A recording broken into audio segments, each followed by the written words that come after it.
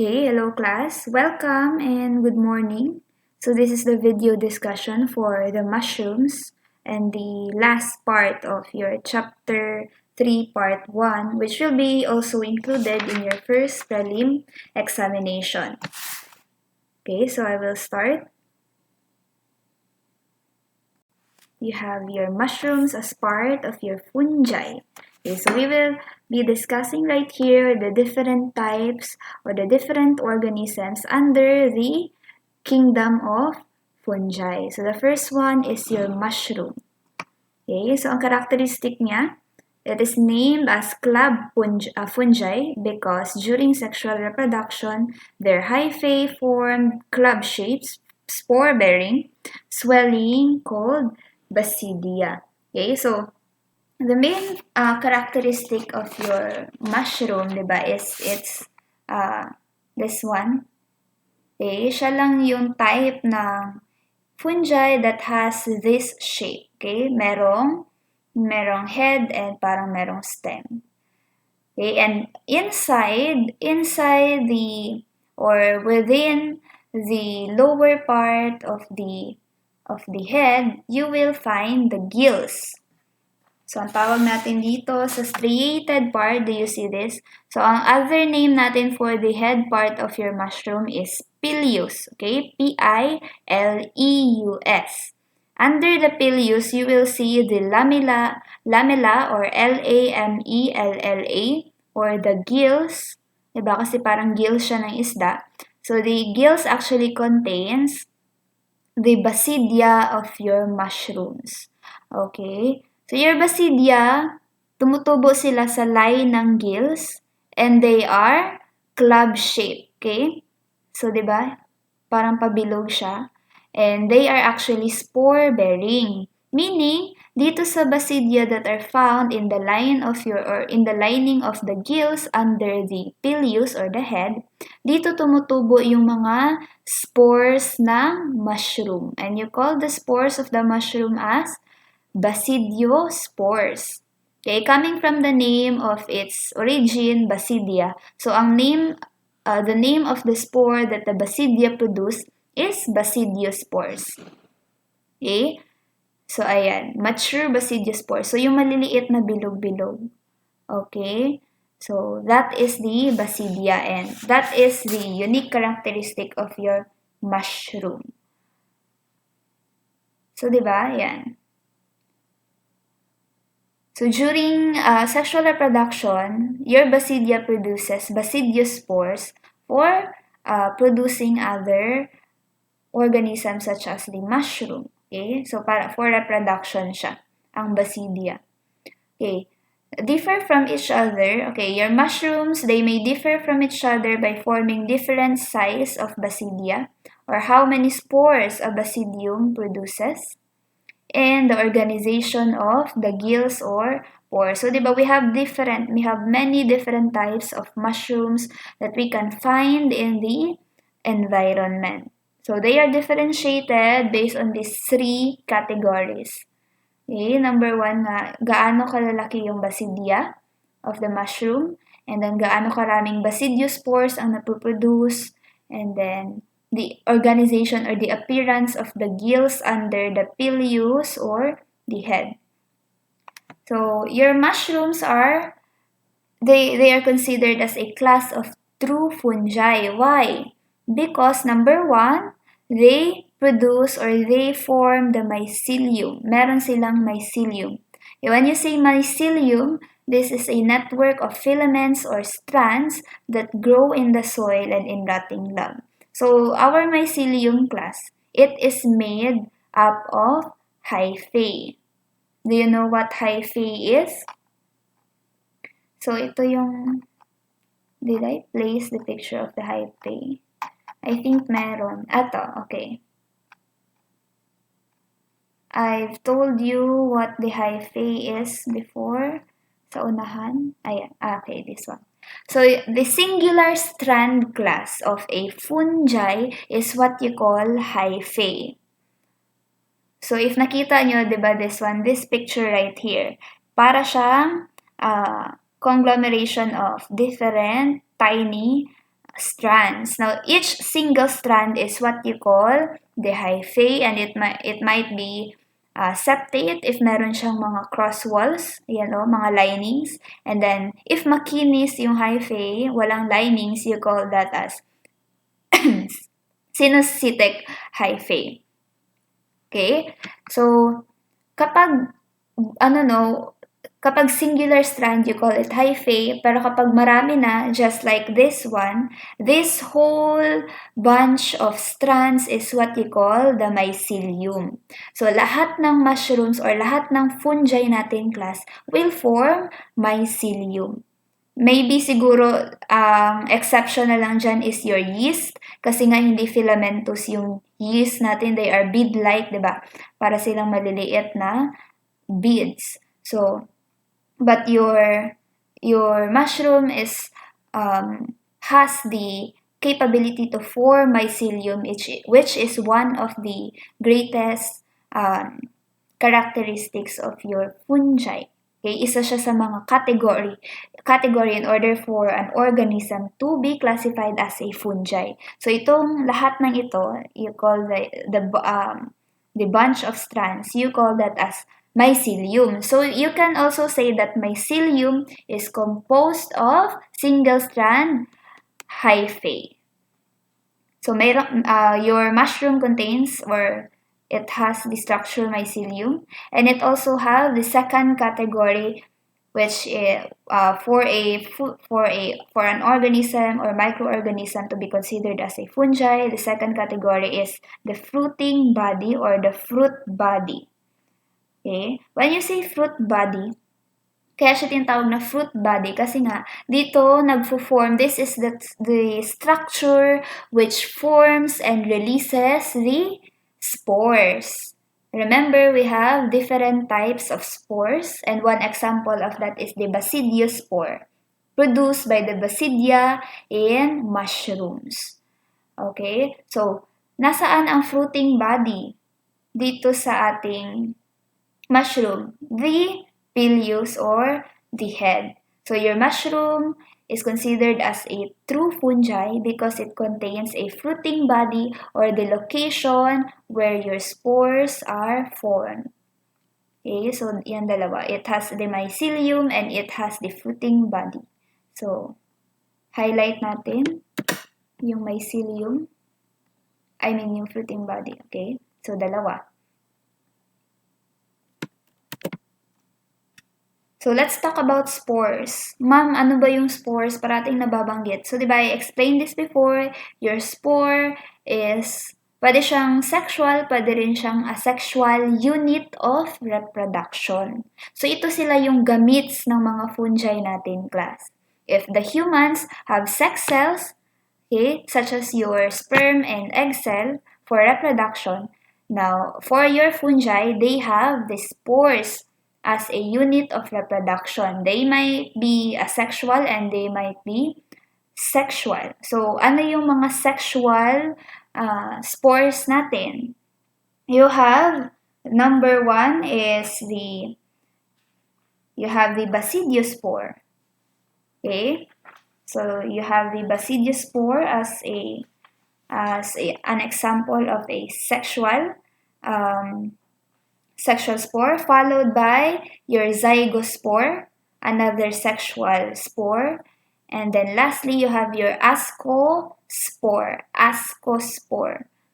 Okay, so yan tatlo na yan, you have the Basidio spore, the zygospore, zygospores, and the ascospore or ascospores. Sexual yan silang tatlo, class. Okay? When you say asexual naman, for asexual reproduction, you have two types of spores. Number one, you have the conidiospores. Okay, conidiospores. And then number two, you have the spongiospores. Wait, I will check. Okay.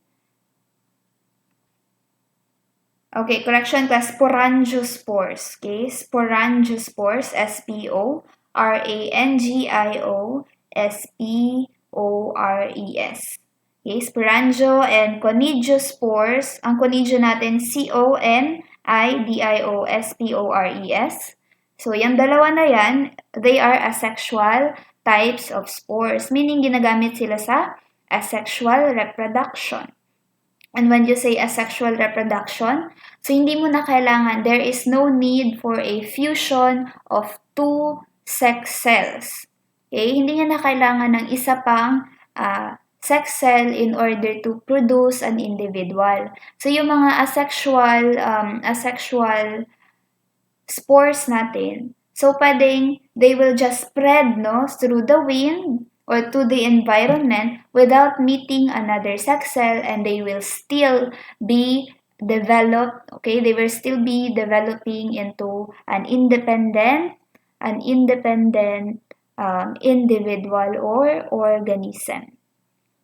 So, kahit na wala nang, unlike in humans, di ba, we use sexual reproduction. So, there will be a combination of your sperm cell and egg cell para makaproduce ng isang individual or offspring. But your asexual spores used in asexual reproduction does not need another sex cell to produce an individual. So, pwedeng yung single asexual spore na yun, siya na mismo ang magiging independent individual.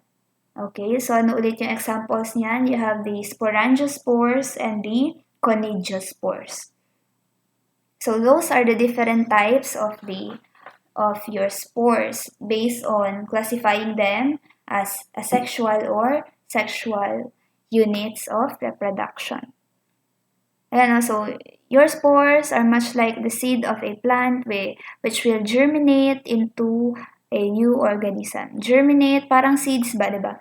Seed coming from a plant, okay, it will be spread to the different areas in an environment, and then later on, it will germinate or tutubo siya, it will grow into a new organism. So, parang ganun yung spores natin. They are seed-like.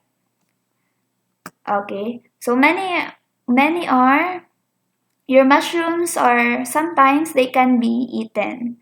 Pwede silang kainin. So, delicious to eat, but many that appear edible are extremely toxic and they cause permanent brain damage or death. Okay, so, kaya nga hindi pwedeng kapag nasa wild ka, forest, you should not eat mushrooms na nakikita kung saan-saan because you will not know if they are toxic or not. Okay, so there are several benefits of your mushrooms. Number one, it is an ideal food for persons following a weight management program or a diet for hypertensives. When you say hypertensives, high blood pressure. Para sa mga high blood.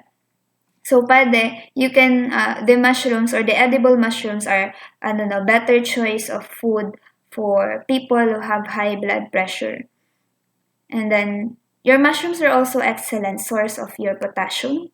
Okay? Kasi ang potassium natin, it is a mineral that helps lower elevated blood pressure and reduces the risk of stroke. So, dapat yung mga persons with risk of stroke natin or high blood pressure, their diet must be rich with potassium. And the potassium is in high levels when it comes to mushrooms. Okay? Matataas yung potassium content ng mushroom natin. Okay? And then the mushrooms are also rich source of riboflavin. When you say riboflavin, this is vitamin B class, vitamin B. And then your niacin, this is vitamin B3. Okay? And selenium. Okay? Your selenium is an antioxidant that works with vitamin E to protect cells from damaging effects of free radicals. Bakit ma'am? Ano ba yung free radicals? When you say free radicals, these are, free atoms that you find in the environment or the atmosphere.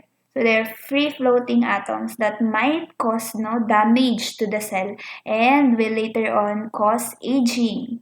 So it causes damage and aging to the cells. So when you eat mushrooms, since they are rich in selenium, in combination with vitamin E, they can be a protective barrier against free radicals found in the environment. Okay, one example of a mushroom that has a beneficial trait is your white button mushrooms because they can reduce the risk of breast cancer and prostate cancer. So yung extract natin coming from your white button mushrooms, they decrease the cell proliferation and decreases the tumor size in a dose-dependent manner. So the function of your white button mushrooms or ano yung benefit niya kapag kinain siya ng mga may cancer such as breast cancer and prostate cancer, it lessens cell proliferation. When you say cell proliferation, the multiplication of the cancer cells because your cancer cells has a rapid growth rate. Kaya nga, mabilis na lumalaki yung tumor. So, when they eat white button mushrooms, so nababawasan yung cell division and it decreases the size of the tumor. And when you say dose-dependent manner class, meaning iniinom siya no at a certain time of the day and a certain dose or amount. Okay, next. So tapos na tayo, we are done with the mushrooms. Let's go to the molds. Okay, your molds, ang characteristic na it is filamentous and multicellular. So there's a big difference in the appearance of your mushroom and your molds to the point na parang iisipin mo, are they really related or do they really belong to the same classification such as fungi, diba? But anyway, your molds, it does not have the structure of the mushroom. Wala siyang pilus, wala din siyang what do you call this? Gills, okay, found under the pilus. Your molds are just purely strands, okay? Filamentous, meaning slender strands, and multicellular, composed of many cells, as you can see here, diba? Okay, the thallus of the body of the mold consists of long filament cells joined together called hyphae. So your hyphae can be either septate, meaning may cross wall siya or what you call the septa, or septum for singular, and aseptate or sinusitic, meaning it is smooth and does not contain striations or cross walls. Okay, when the environment conditions are suitable, the hyphae grow, intertwine, and form a mass called mycelium, visible to the naked eye. So ito na yung mycelium natin, this one. Okay? Now, there are two types of mycelium. You have the vegetative mycelium and the reproductive or aerial mycelium. When you say vegetative, okay, the example picture here, class, is a type of mold that is grown inside a petri dish. Okay, so pure culture. This is a pure culture of a mold grown in an agar-agar inside a petri dish. Now, the lower part here, the one that is attached to the source of nutrition, to the agar-agar, is the vegetative mycelia. Coming from the word vegetative, meaning this type of mycelium is, or the portion of the mycelium that is concerned with obtaining nutrients. So sila yung nag-absorb ng nutrients sa agar-agar, and when it comes to the natural environment, kapag sa environment po na sila nakikita, your vegetative mycelia or mycelium is found on the soil, okay, for nutrient. And then, the one that is found above the vegetative mycelia that is, in contact with air, okay, is the reproductive or aerial mycelium. And it is the portion concerned with reproduction. Why? Kasi nga, dito nakikita yung spores, okay? Sa aerial mycelium, nakalagay yung spore so that when the wind, okay, passes through this, so yung spores sila is nakalat na, okay? So, kaya nasa taas sila ng lupa or ng agar-agar so that they can spread the spores contained in them. Okay? So, the reproduction of your molds is by spore formation din, either sexually or asexually on the reproductive hyphae. Now, they have great commercial importance because they are main source of your antibiotics such as your mold Penicillium notatum. So this is the source of penicillin antibiotic. And your molds can also be harmful, okay? Kasi nga, some of them are found in your rust, or the rust and molds can be found in crops such as your plants, grains, corn, and potatoes. They are not only to destroy crops but also toxic. So one example dito, class, sa peanut natin, we will find molds inside the peanuts. And kapag kinain mo yan, it might cause toxic reactions. Okay? So, we have a type of disease called Afla Toxin. Okay?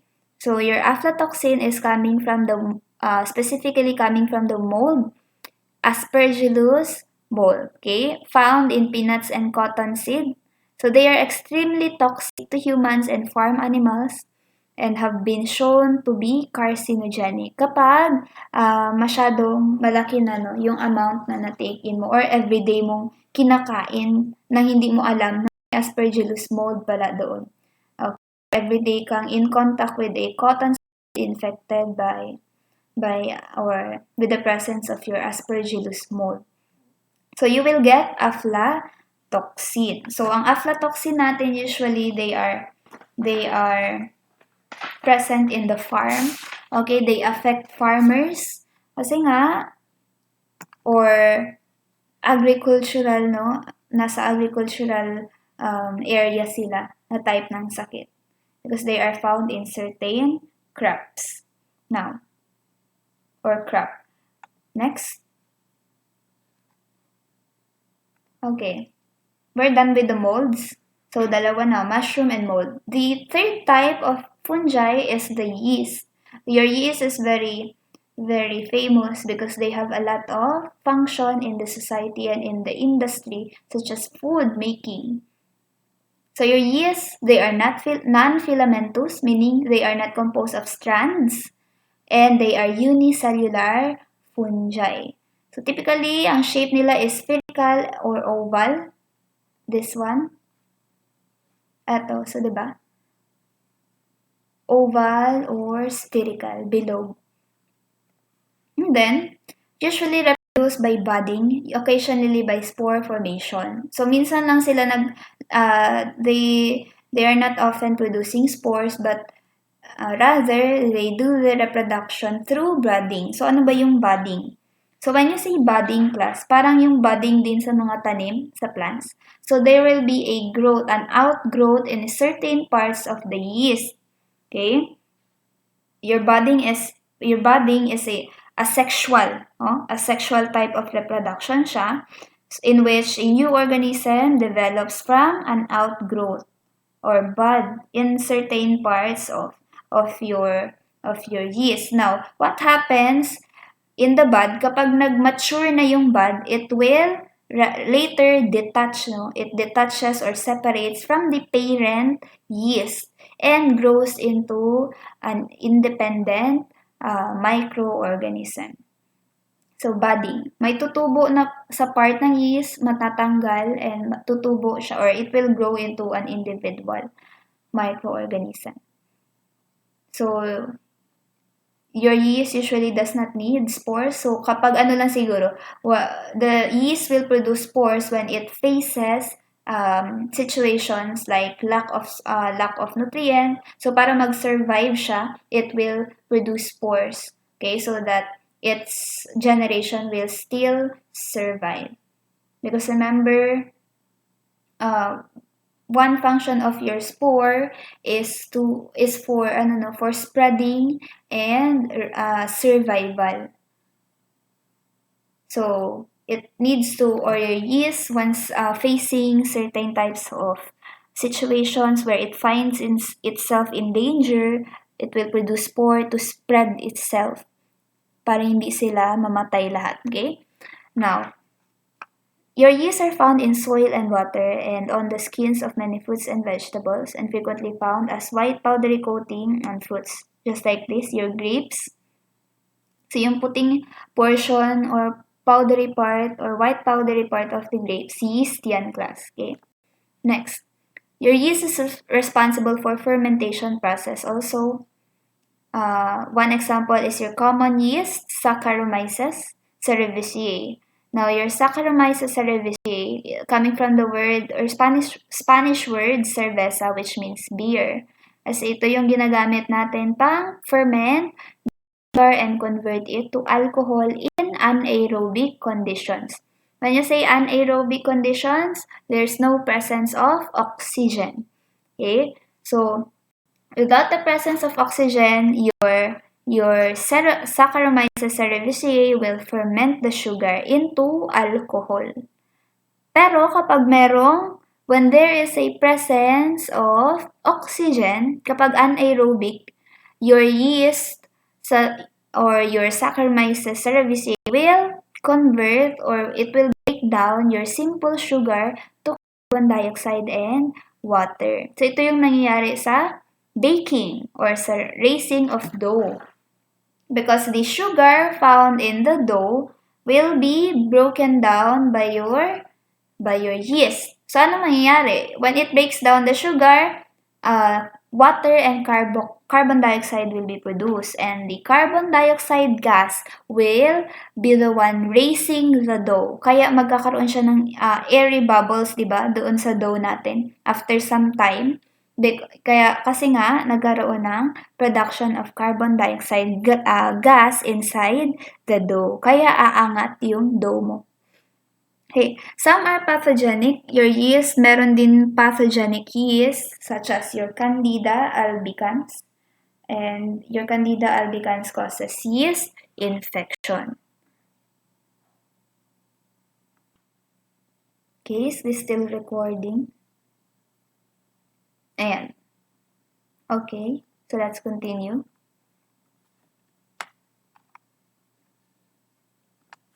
Now, you have your dimorphic fungi.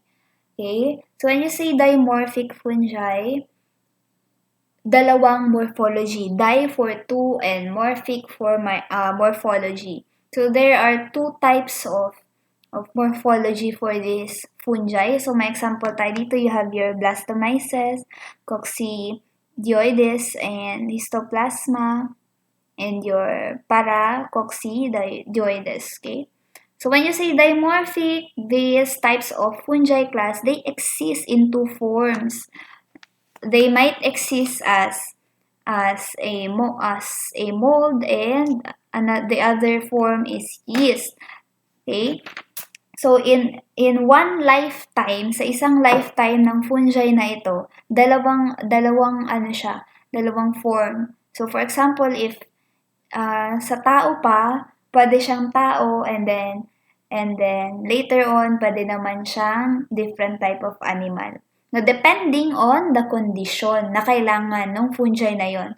For example, when your fungi is isolated from the living tissue at body temperature of 37 degrees, it will appear as a unicellular parasitic form as yeast.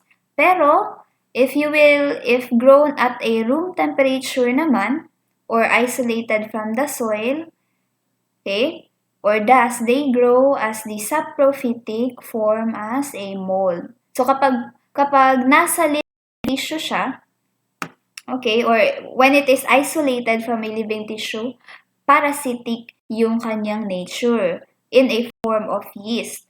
But if it is grown at room temperature, then ang form niya is saprophytic form. When you say saprophytic, it feeds on dead or decaying organic materials.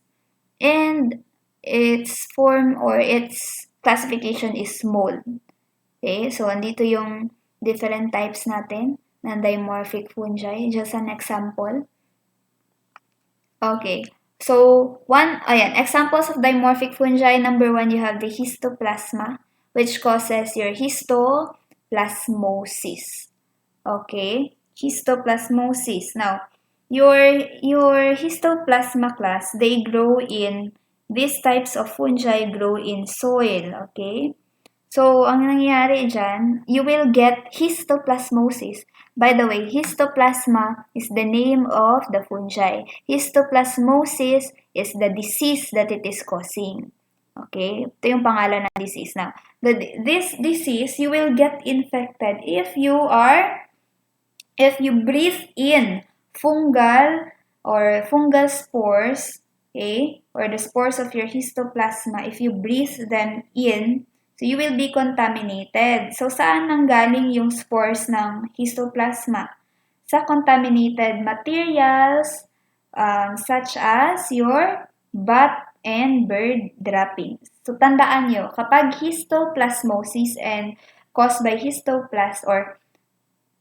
caused by histoplasma, ang tandaan nyo dyan, nanggaling siya sa manure ng bird and ng bats.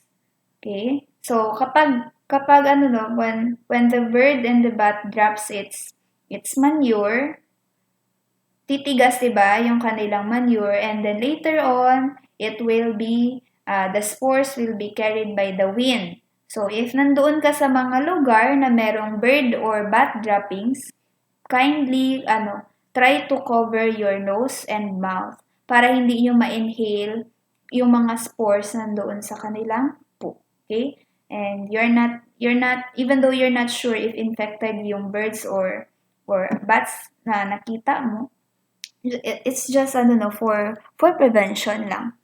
Next one, you have the Sporotrichosis that causes Sporotrichosis. Okay? Now, your Sporotrichosis class, the disease Sporotrichosis, is also known as the rose gardener's disease or simply gardener's disease. Why? Because your Sporotrichosis are usually, they infect, no? The infection is found in gardeners, in sa mga nagtatanim ng garden. And why? Because your sporotrichs live in soil and plant matter. So, nakikita itong mga fungi na ito sa soil and sa tanim mismo. And usually, they are found in hay, okay, and in the roses, and in mosses, in sphagnum mosses, yan. So, dyan sila nakikita or dyan sila nakatira. Now, since yung gardener natin are usually, or the gardeners are usually in contact with rose bushes, they are infected, no? They are the ones that are easily affected or infected by your rose gardener's disease or sporotrichosis. So, the same pa rin ang infection niya, pwedeng by touch, no? By contact with the fungal spores na nakikita na nakadikit doon sa tanim or sa soil. So, through spores pa rin. Next, you have the coccidioides or coccidioides. So, it causes coccidioidomycosis.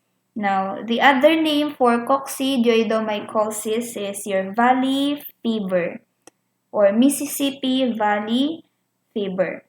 Now, or in short na lang para mas madali class, valley fever. Okay, so your coccidioidomycosis, this is an infection acquired by inhaling the spores found in the dust. So, your coccidioidomycosis class, usually, nakikita siya saan lang? Sa Central and South America. So, dyan siya, mostly, the infection is happening in Central and South America only. So, saan nakikita itong coccidioides natin? Usually, nangyayari siya para sa mga nagda-demolition, okay? Or gumagawa ng mga building. So, when they inhale the dust containing your coccidioides, okay, they will get the valley fever. Next, you have the Candida albicans that causes candidiasis or, in short, yeast infection. Okay. Next.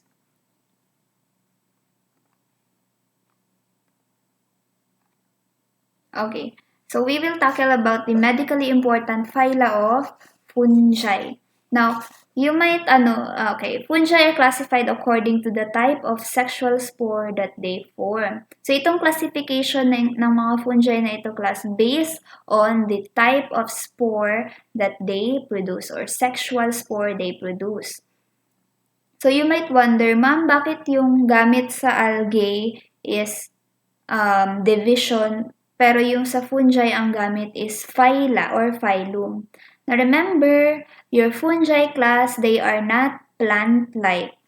Okay, hindi sila plant-like because they do not contain chlorophyll and they are not able to produce their own food through photosynthesis. Walang photosynthetic ability ang fungi natin. So they are not classified as plant-like organisms. Rather, they are classified as heterotrophs, okay? Heterotrophs or animal-like microorganisms.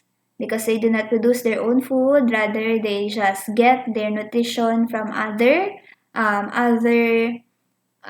organic material, such as decaying or dead organisms. So they are heterotrophs, hindi sila autotrophs. They are producers. They are not producers, rather they are consumers. So phylum ang gagamitin for animals. Remember, division is for plants only. Now, the first type of the first phylum of the fungi is Deuteromycota.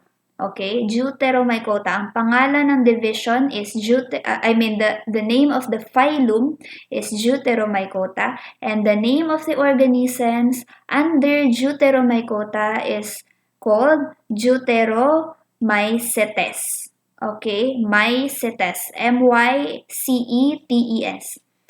Okay, your Deuteromycota phylum is also known as the Fungi Imperfecti.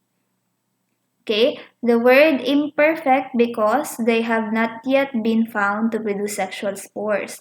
So, itong mga organisms class or microorganisms or fungi that belong to the phylum Deuteromycota, these are the fungi that are somewhat classified as imperfect.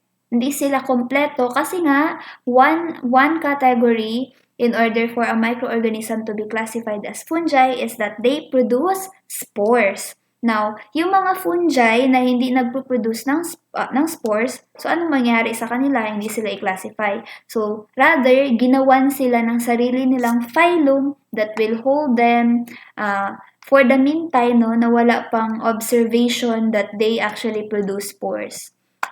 So, yan, Deuteromycota, division for imperfect fungi that are not producing spores or sexual spores. Yan, so your Deuteromycota is a holding category for fungi, or dito nilalagay yung mga fungi that still are not observed to produce sexual spores. So your Deuteromycota, they grow as the yeast or molds. Pwede silang yeast or mold. And they are identified on the basis of shape and arrangement of their conidio spores. So, diba, your conidiospore is an example of an asexual spore. Most of the pathogenic fungi once were classified in this phylum. So, karamihan ng mga pathogenic fungi natin are under this phylum. Pero most of them are also, nalipat na sila sa ibang types ng phyla after na discover that they are producing sexual spores. So we are sure that the Deuteromycetes, they produce asexual spores such as conidiospores, but they do not produce sexual spores. So wala silang Basidio Spore, wala silang Ascospore, and wala silang the other one, Basidio asco, and then you have your zygospores. So, wala sila ng tatlong yan. Okay, next. So, this is the appearance of your conidiospores or the asexual spores natin produced by your Deuteromycota. So, maliliit na bilog. Okay, next. Let's go to Zygomycota. Now, your Zygomycota, also known as conjugation fungi, they have cenocytic hyphae, meaning ang hyphae nila merong mga septum or striations or cross walls. They produce the asexual spore, sporangiospore, and they also produce the sexual spore or what you call the zygospore, coming from their name, Zygomycota, meaning it produces the spore zygospore or the sexual spores, zygospores. Now, anong tawag sa organisms under Zygomycota? Zygomycetes. Okay? Zygomycota is the phylum. Zygomycetes are the fungi belonging to this. Your Zygomycetes are saprophytic molds. So, meaning they do or they get their nutrients from absorbing fluids coming from decaying and dead organic materials. So remember class, kapag saprophytic, diba? They contain enzymes. They release enzymes that will digest the decaying or dead organic material. So, after na-digest nun, if fluid form na siya, saka pa lang ma-absorb ng inyong saprophytic molds yung fluid organic material. Now, your Zygomycota can be opportunistic and some are pathogenic in the immunocompromised. When you say immunocompromised class, this is a host with a weakened immunity or debilitated immunity. So, mahina ang kanyang immunity. So, kapag yung host mahina o weakened ng immunity, your Zygomycota, some of the fungi found in Zygomycota will get its chance to become pathogenic or opportunistic. One example of that is your Rhizopus nigricans or your common black bread mold. This is the appearance. Okay, next. Let's go to Ascomycota, known as the sac fungi. Bakit sac? Kasi nga its appearance is parang sako or parang bowl, no? It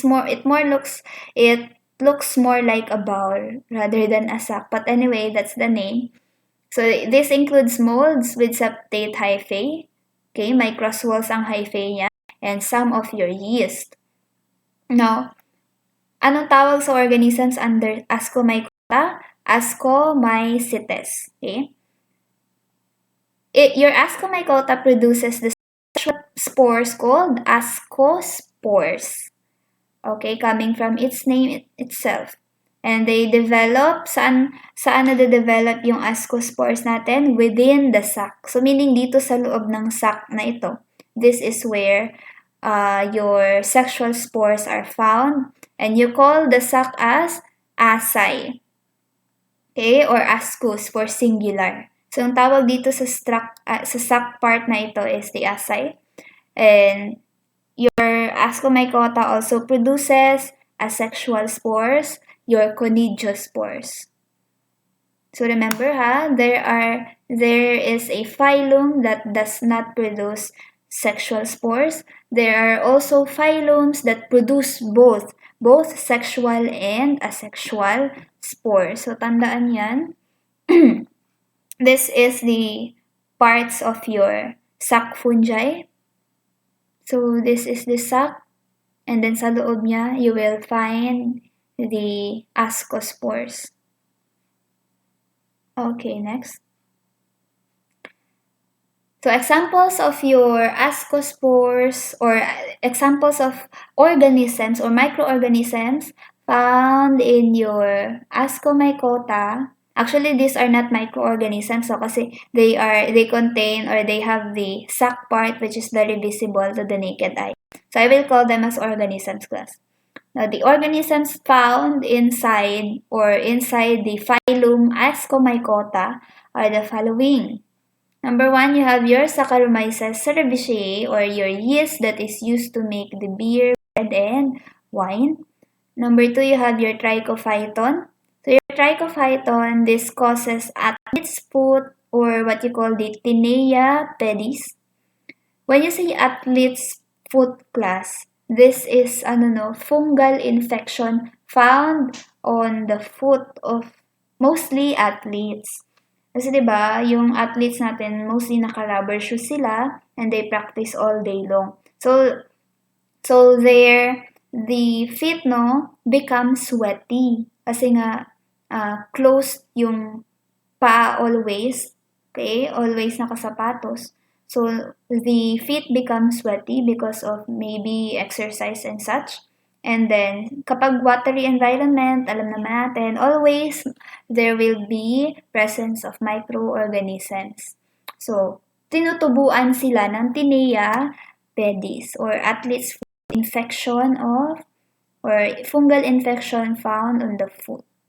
Next, you have another disease or infection caused by your trichophyton is the ringworm found on the feet and other species that infect different parts of the body, such as dandruff, nail fungus, and jack itch. Dandruff, di ba? So, akala nyo, anong cause ng dandruff? It is actually caused by fungi. Kaya nga, ang tagal-tagal maalis, di ba, ng dandruff natin. Kasi it is caused by fungi, and fungi, they have a rapid growth. Madali lang sila mag-spread because they produce spores. So, medyo mahirap matanggal yung dandruff. Okay, next you have the Penicillium Spp. Now, when you say Spp class, napansin nyo yan, on the ending ng some of the scientific names, may nakalagay either SP dot or SPP dot. Now, if ang nakalagay is SPP dot, that means 2 or more species or genus. Okay, so meaning it contains several species of Penicillium ang ibig sabihin niya. Now, if SP lang ang nakalagay, if ganyan, SP lang, then that means unspecified species. Okay, meaning unspecified species of Penicillium kapag SP. Kapag SPP, several species of Penicillium. Okay, so your Penicillium spp, conidiospores form long chains of branching conidiophores. When you say conidiophore, this is the structure that produces and releases the conidiospores. Okay? Creating a brush-like structure that looks like a broom. Kaya nga, penicillus means brush. Some species produce the antibiotic penicillin. And then we have, may dalawa pa, no?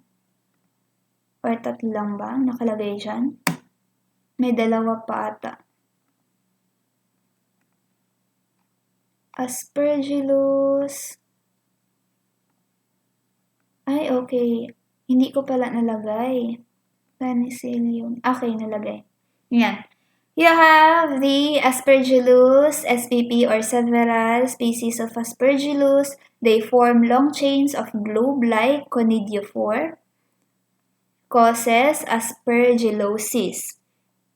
And, okay, your Aspergillosis class, this is a pulmonary disease of animals and humans. And they cause infection of the lungs.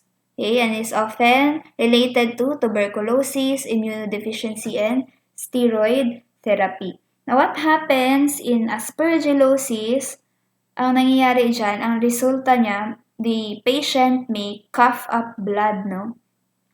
Pwede siyang uubo na may kasamang dugo, and then accompanied by chest pain or difficulty in breathing. So, bakit? Bakit nagkakaroon ng difficulty in breathing? Kasi sa Aspergillosis natin na sakit, okay, the organ affected is the lungs itself, okay? So, ang nangyayari, doon sa lungs natin, there is a formation of a ball of fungus fibers. So, can you imagine, may nagpo-form na parang bola ng fungus fibers sa lungs mo. Okay? It also causes blood clots and white blood cells formation or WBC formation doon sa lungs mo, which is supposed to be hindi present sa lungs. So, ang nangyayari, nahihirapan huminga, sumasakit ang dibdib at in extreme conditions, may cough up blood. And you also have your Histoplasma capsulatum that causes your Mississippi Valley fever. So, wag kayong malito doon sa baka malito kayo sa coccidioides natin kanina that also causes valley fever. The Mississippi Valley fever class is caused by Histoplasma capsulatum. Okay? And it is also coming from the bird droppings and bat guano and causes pulmonary disease. So, the same sila ng origin ng inyong coccidioides. Okay? The same lang. Magkaiba lang ng causative agent. By the way, when you say causative agent, ito yung organism that causes the disease. Okay? Causative agent or the organism that is responsible for the disease. So, pareho sila. Histoplasma capsulatum. Bat guano, ganyan din yon. Bat droppings or bat manure. And lastly, you have the Candida albicans, part of our natural flora. Your Candida or the Candida albicans class can be found naturally sa host or sa body ng host. Okay, sa katawan natin. Pero nagiging opportunistic siya kapag nawi-weaken yung defenses or immunity ng host or pwedeng nasira yung balance ng microbes. Okay, the balance of microbes is upset. Meaning, when you say upset, meron kasi tayong tinatawag na good microorganisms or good bacteria sa katawan. Now, if the good bacteria or good microorganisms found inside the body is destroyed, the balance is upset or nasisira yung balance. Wala nang good microorganisms. Puro na lang bad. Okay, so kapag nangyari yan, the Candida albicans takes the chance and becomes a pathogenic type of microorganism or yeast. So it might cause vaginal and intestinal yeast infections and thrush in the mouth. Yung mga sugat-sugat dito sa gilid ng mouth called cottage cheese patches. So ito yung tinatawag natin na candidiasis or yeast infection. Next, you have the Basidio Mycosis. Okay, mali ito. Plus, pakipalitan ng Basidio Mycota sa course pack ninyo. Because ang phylum talaga is Basidio Mycota. And then, the organisms under this are called Basidio Mycosis. Now, you call this as club fungi. Dito na yung mushrooms natin na belong. Okay? Kasi may formation of cup. So, your Basidio Mycota produces the Basidio Spores as its sexual spores, and it also produces the asexual spores called conidiospores. Now, many of your Basidio Mycota will form the Basidio carp or the fruit body. Okay? Yung sinabi ko na fruit body, yun ang tawag sa kanya for Basidio Mycosis. Basidio carps, ito, the head part, okay, which is the fruiting body of your Basidio Mycosis. So, kapag you call the fruiting body of Basidio Mycosis as Basidio carp. Ayan, next. Some are mold, some are yeast, and produce conidiospores. Okay, tapos na yan. Okay, your Basidiospores form on the gills or the lamella of your mushroom basidiocarps. So, we're done with that. Next. Examples ng ating Basidio Mycosis are number 1, the Amanita. This one, yung pinakasikat na mushroom, lalong-lalo na sa mga movies and sa cartoons. Red ang color niya and then may white dot siya on top. It is actually poisonous and can cause mycotoxicosis. When you say mycotoxicosis, this is having a toxic reaction or poisoned by toxic coming from fungi such as mushrooms. So yan, one example is the Amanita. And then another one is the Cryptococcus. These are yeast cells surrounded by a capsule. So since surrounded, ano nga yung function ng capsule? For protection of the microorganism. So since yung inyong Cryptococcus has a capsule, it becomes pathogenic and causes fatal meningitis or cryptococcosis. When you say cryptococcosis or meningitis, there is a inflammation of the fluid and membranes such as your meninges. Meninges, maalala pa yan, meninges sa anatomy and physiology, nervous system. So, your meninges becomes inflamed or namamaga siya and it affects the nervous system because your meninges surrounds your brain and spinal cord. Okay? So, the transmission of your Cryptococcus is through inhalation also by contaminated dust and found in 8% of AIDS patients. Okay, let's go to types of fungal diseases. Okay, so this is still recording. Ayan, okay. So, the types of fungal diseases, you call fungal diseases as mycosis or for plural, mycosis. Okay? Fungal infection or infections caused by fungi. Mycosis are generally long-lasting and chronic infections, meaning matagal silang maalis and hindi mo sila magamot ng basta-basta. Okay? Long-lasting. It actually stays, and it comes back if hindi mo maintain yung gamot or the treatment for this. Okay, mycosis are classified based on the level of infected tissues and mode of entry into the host. So, pwede mo silang i-classify based kung saan or gaano ka-deep yung infection nila sa body. Superficial lang ba? Or aabot sa different types of systems or internal organs? Or they are also classified based on paano mo sila makukuha. Okay? Entry. Mode of entry to the body. Okay, number one. Let's go to number one. You have the systemic mycosis. Fungal infections deep within the body. So, itong picture, ang kita mo, there is a fungal infection in the digestive system, specifically sa intestine.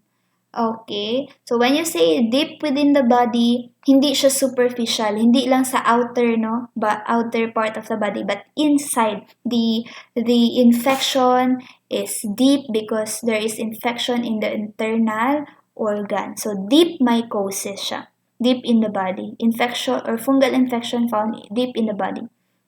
They're usually caused by saprophytic fungi that live in the soil. And inhalation of the spores is the common routine of infection. So, I think mostly naman ng fungal infections are through inhalation, diba, ng spores. So, these infections therefore usually begin in the lungs. They will start at the lungs and may spread to other tissues. So, pwedeng kakalat. Kung unang naapektuhan yung lungs, it may spread to different parts of the body. They are not restricted, they are not restricted to any particular region of the body and they can affect a number of tissues and organs. Number two, they are not transmitted from animal to human or vice versa, from human to human. So they are not zoonotic, or this is not a zoonosis disease or zoonotic disease, meaning hindi mo sila malipat to other organisms, or they are not transferred from an animal to human or a human to animal. Next. Okay, examples natin, you have the Histoplasmosis, the Coccidioidomycosis, the Blastomycosis, and the Cryptococcus.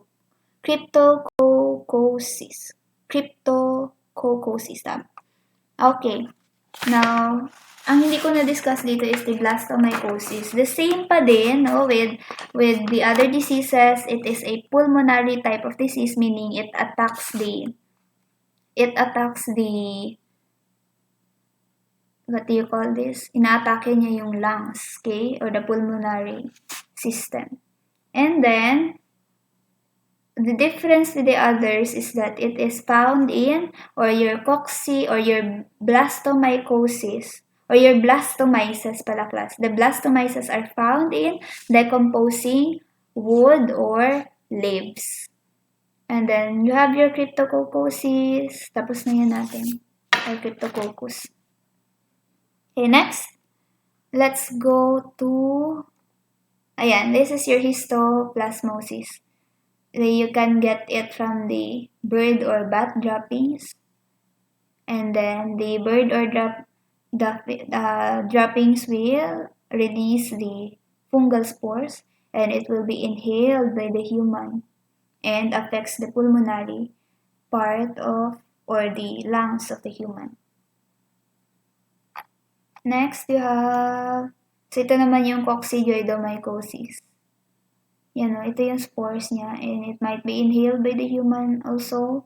Inhalation pa rin. Next, you have the blastomycosis. Fungus found in moist soil, wood, swamp, and waterways.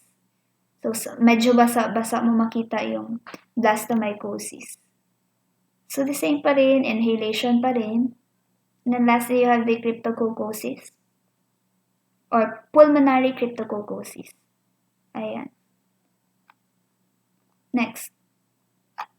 Let's go to number 2, which is the subcutaneous mycosis or mycosis, which is the fungal infection beneath the skin. Coming from the word subcutaneous, meaning beneath the skin, sa ilalim ng balat. Okay, subcutaneous. So, these are caused by saprophytic fungi pa rin, found in soil and in vegetation. And infection occurs by direct implantation of spores or mycelial fragments into a punctured wound in the skin. So, ito siya, ang pinagkaiba niya doon sa systemic, no? The mode of entry is not by inhalation, but rather through direct implantation. Now, for example, may sugat ka sa kamay. And then, pumunta ka sa areas that contains or na tinutubuan ng mga fungi. So, nangyari, yung open wound mo nalagyan ng spore or mycelial fragments of the fungi. So, nangyari, ma-infect yung sugat mo. Kaya nga, it is very important to dress or cover the open wounds kasi there might be infection following that caused by fungi. Okay? One example natin is the Sporotrichosis. I think nabanggit na ito kanina, your Sporotrichosis. Your Sporotrichosis, your gardener's disease. So, for example, yung ating gardener na sugatan siya sa kamay, and then he came in contact with a part of the plant that has the fungi. So, yun, magkakaroon siya ng infection. Next, you have the Dermatol Mycosis or the Cutaneous Mycosis, meaning fungal infections only in the epidermis, hair, and nails. So, usually, klase mga fungi na belong dito sa type ng sakit na yan, they eat keratin. Okay? Kumakain sila ng keratin, and the keratin is their source of food. Kaya nga, ang inaatake nila is the skin, the hair, and the nails, which are very rich with keratin. Okay? So, cutaneous mycosis sa skin mismo. Okay? Sa epidermis ng skin. Now, the fungus organisms can be called as dermatophytes. Dermatophytes meaning they are fungi that require keratin for growth. Okay? When you say dermatophytes, these are fungi that require keratin in order for them to grow. Your dermatophytes, they secrete the enzyme keratinase in order to digest or break down the keratin found in your hair, skin, and nails. They can be spread from person to person, kaya mag-ingat yung mga nagpapa-manicure, because you can be infected by direct contact or by contact with objects carrying the fungus such as hairbrush, manicure tools, tanning beds, and barber scissors or clippers. So yan yung itsura. This is the appearance of a nail of a toe infected by dermatophytes. Next. So ayan, my examples, you have the athlete's foot. Ayan, class. This is an extreme case na. And then you have the ringworm and lesions in nail, scalp, or hair follicles. So, malalaman mo na ringworm yan, class.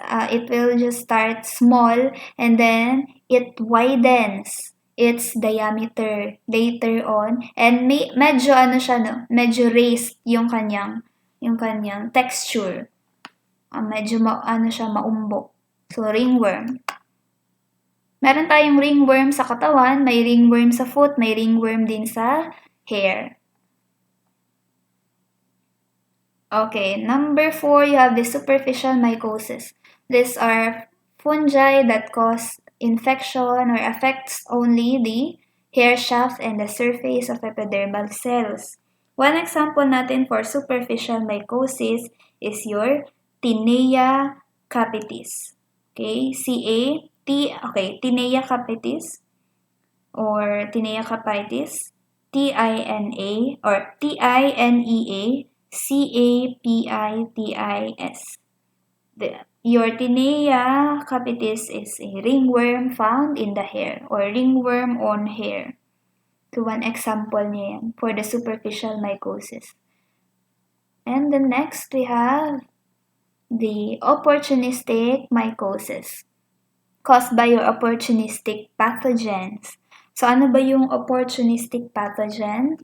These are organisms that is generally harmless in its normal habitat but can become pathogenic when the host is seriously debilitated or traumatized or who is under treatment with broad spectrum of antibiotics or when the immune system is suppressed by drugs or aids. So, opportunistic they just wait for the opportunity to attack.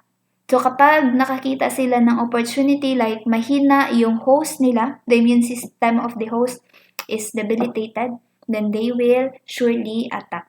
Okay? So, person's normal flora can become opportunistic pathogens under the above-mentioned condition. So, yung mga microorganisms class that are found in our body might become opportunistic when we are under stress, okay, kulang ng tulog, mababa ang immunity.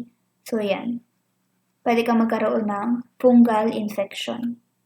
Bigla-bigla, hindi mo na lang alam, di ba? You don't know the cause, but it is actually caused by opportunistic fungi or opportunistic mycosis. Next. So, one example natin is your Mucor Mycosis caused by your Rhizopus or Mucor. This occurs in patients with diabetes. So, yung mga diabetic patients natin, di ba? Usually, napuputulan na ng body parts because the body part or the infected body part is masyado nang nakain ng Rhizopus fungi natin. So, hindi na siya pwedeng, for example, sa paa, diba? Sa kamay. So, minsan pinuputol na lang so that the fungal infection will not spread. Okay? Pwede rin siyang sa leukemia, patients with leukemia, and suppressed immune systems. So, this is an example of your Mucor Mycosis. Ito siya.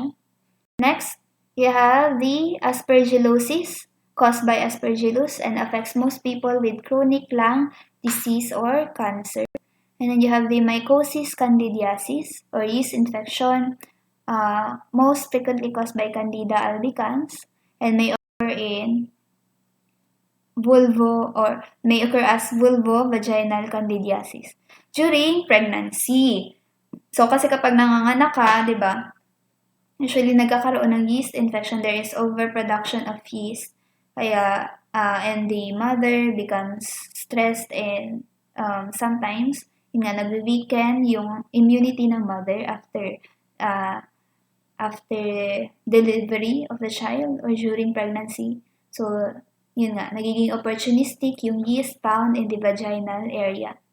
So, yan, nagiging vulvovaginal candidiasis. Okay, next. Okay, I think that's the end. Okay, pinaka-end na nga yan. So, you just check out the graph class found or the table found in your course pack page 53. So, doon nakalista lahat examples natin ng causative fungi and the name of the infection they produce and the degree of involvement and area affected, which is either superficial, not too deep, or invasive, and then you have the systemic, which involves organs like lungs, okay, and other examples pa ng organs or system, body systems. Do you just that familiarize? Okay, that's the end of the video. I hope that you learned something. And class, I apologize for the messed up audio of the last video. So, hindi na pala masyadong audible yung audio nung last video na sinend ko. Although, naririnig pa rin naman, you just need to use the headset or any earphone. And then, full volume dapat. I check, okay pa naman siya. Still, yun nga, marami lang parang robot yung boses ko. I hope that I will make sure that that will not happen again in the following videos that I will be giving you. Pero siguro in midterm class, in the start of the midterm, we will be having Google Meet for the discussion. Since marami na tayong time, unlike right now, that we don't have the time for the Google Meet. But anyway, this is still good because you can go back to the lesson and view again the video to check for the additional informations. So if may hindi kayo nakuha, pwede nyo pang balikan, di ba? Okay, so that's all. Thank you for watching. I hope you've taken down the notes. And goodbye, class. Good luck for the exam.